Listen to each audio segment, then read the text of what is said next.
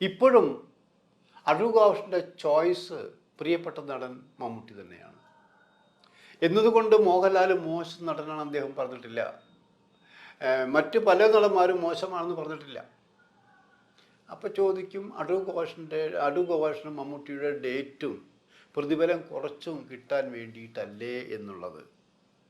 എൻ്റെ അറിവിലൊരു 3 സിനിമയിൽ അഭിനയിച്ചിട്ടുണ്ട്. അനന്തരം, മതിലുകൾ, വിധേയൻ.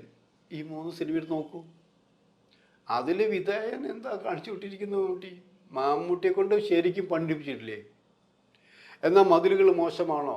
മതിലുകൾ അത്രയും ഗംഭീരമായിട്ടില്ല എന്ന് ആർക്കെങ്കിലും അഭിപ്രായമുണ്ടെങ്കിലും അതിൻ്റെ ട്രീറ്റ്മെൻറ്റിലാണ് ആ പടത്തിൻ്റെയും കഥാപാത്രങ്ങളെയും വിജയമായിരിക്കുന്നത്. അപ്പം അത്രയും 2-3 പടങ്ങളിൽ അഭിനയിച്ചിട്ടുണ്ടെങ്കിലും എല്ലാ പടങ്ങളിലും മമ്മൂട്ടിയെ അഭിനയിപ്പിക്കാൻ താല്പര്യമില്ല. ഒരുപക്ഷെ മമ്മൂട്ടി ഡേറ്റ് തരുമായിരിക്കാം. എന്നാൽ കഥാപാത്രത്തിന് അനുയോജ്യമല്ലാത്ത ഒരു നടനെയും അടൂർ ഗോപാലകൃഷ്ണൻ അഭിനയിപ്പിച്ചിട്ടില്ല.